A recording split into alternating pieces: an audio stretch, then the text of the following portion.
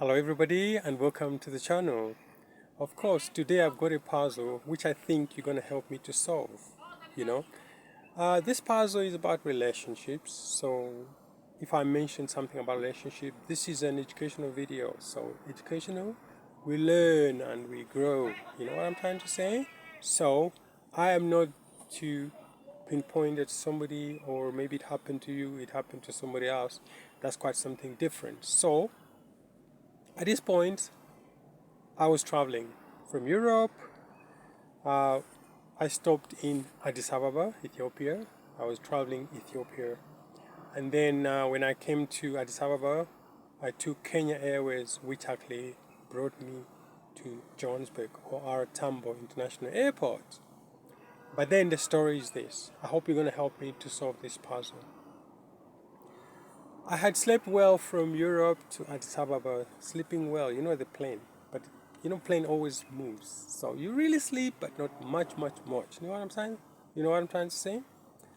So when I boarded a plane from Addis Ababa to Johannesburg, you know what? Flying, the plane is moving smoothly forward.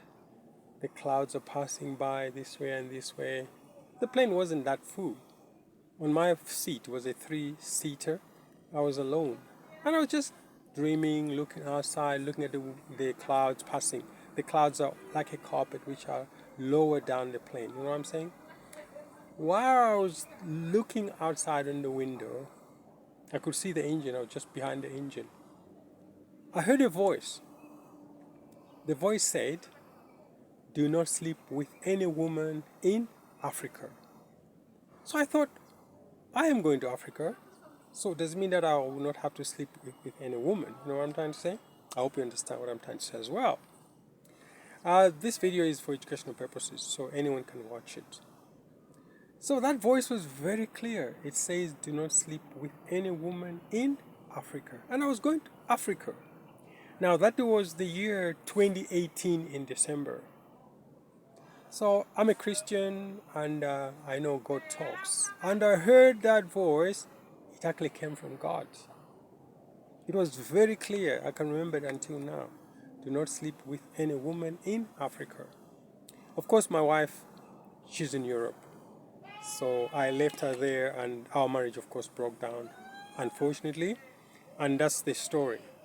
And when I went to Africa, or when I was going to Africa, I was told not to sleep with any woman in Africa. So it was a puzzle. I told my brother when I came, and then I didn't know. Until today, I don't know what that voice meant. Of course, the voice is clear. Do not sleep with. Sleep with is to sleep sexually with somebody in Africa. And I was thinking, if I don't have to, of course, I don't have a wife. My wife, ex-wife, when I call her wife, she becomes very angry with me because she's an ex-wife. We left each other. We had problems, but we have 3 girls and 1 boy. So we are satisfied with our lives. You know what I'm trying to say? But then I always wanted my wife back because we had problems. She has always said no, no, no, no until today. And sometimes even blocks me. She says, "Don't ever talk to me because you're asking me about that." It's irritating, but at the end of the day, it's our choice. So there's nothing you can really do. So my problem is this. You guys, what do you think that voice meant? That's what I'm asking you. Maybe on the internet, you never know. Some people might be wise, some people might be spiritual enough to understand that. So please let me know. What do you think that voice meant? Of course, that voice was very clear. But then as I was in Africa, I was at a church. I visited Malawi at the time. I was a Seventh Adventist. I met a woman in the church and we were becoming friends, you know what I'm saying? As normal, man, woman.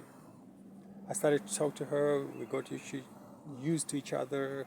And then one day I was like holding her a little bit, like in the evening. And then she says, "No, don't do it." I feel like, "Why?" She says, "No, you cannot sleep with me." I didn't want to sleep with her, but I was just holding her like a woman. And she said, "You can't do that to me. I am HIV positive." I felt like, okay. So our friendship carried on. But then, of course, I didn't carry on to make a relationship out of it. Now, time passing, I moved to South Africa, and then I also met a woman from the church, Seventh Adventist Church, and we started to talk. And this woman had long dresses every time to the ankles. I asked her, why do you have your dress always to the ankles? And she said, no, I'll tell you one day. So one day she sat down with me. She told me, no, my legs are not very good. And then I said, why? I said, no, they're not good. Then she started to explain I had HIV, and then it changed my leg appearance. So I felt like, really? I tried to put her skirt up because she was my friend. And the legs look normal, but I think it's in her brain. That was the second woman HIV positive. And then I went on. I had a friend in Cape Town. We just met online, like on Facebook. Hello, hello, hello. And then this woman also, I was getting used to her. And then I was now thinking, maybe this woman is also HIV positive. So what I did is, I had to be bold, and I asked her, after we talked for about 2-3 weeks, we never met at all until now. And then I asked her, are you HIV positive? And then she said, yes. And I felt like, oh, really? So all the women I've met since I came from Europe have been HIV positive. So then I linked this to the voice which I heard when I was in the plane. What's happening? And recently somebody told me, God was protecting you. I don't know. Of course, God would know better. But then, as a single person, it's not nice to be single. And, you need somebody. I'm a man, you need a woman, somebody to get a relationship with. So from 2018 December, that's when I had that voice in the plane, until today, I have met 12 women whom I've sort of like started to talk, and in the process we became friends, and in the process I asked them, what's your status? And each one of them, of the 12, they've said they're HIV positive. So tell me, guys, what do you think? Does it mean that I don't have to sleep with woman in Africa, as the vision said, or the voice said? Of course, I believe in that. But then what do I do? Does it mean that my wife is in Europe or America or Asia, but not in Africa? I can't say. So that's why I present this to you guys. Tell me what you think. This is a personal thing, but anyone can talk. And advice, you can advise me in one way or another. Some of you are spiritual. Somebody told me, says, did you pray about it? I said, yeah, I asked God, prayed. I've heard no voices, and I've heard no answers. I even asked my brother, who is a pastor,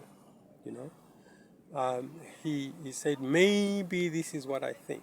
This is human thinking.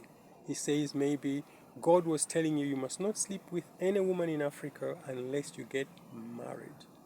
But I've had enough marriages, I should say that, unless somebody is willing. So that's my puzzle, guys. Don't forget to subscribe, like, and share. And of course, share your stories. And let me know what you think about this. It's a critical story. I mean, I don't need other children. I don't need a wife or a woman for reproduction, as it were. No, I just need a woman to be with, somebody to can do things together with. So, give me your advice, please, guys. And thank you for listening. God bless.